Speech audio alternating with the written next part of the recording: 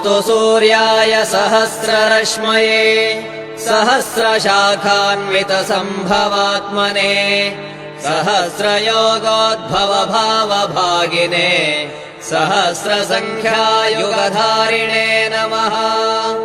यन्मण्डलम् दीप्तिकरम् विशालम् रत्नप्रभम् तीव्रमनादिरूपम् दारिद्र्यदुःखक्षयकारणम् च पुनातु माम् तत्सवितुर्वरेण्यम्।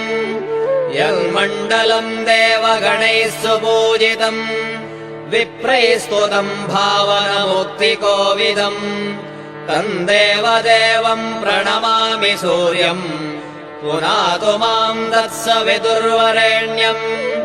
यन्मण्डलम् ज्ञानघनम् त्वगम्यम्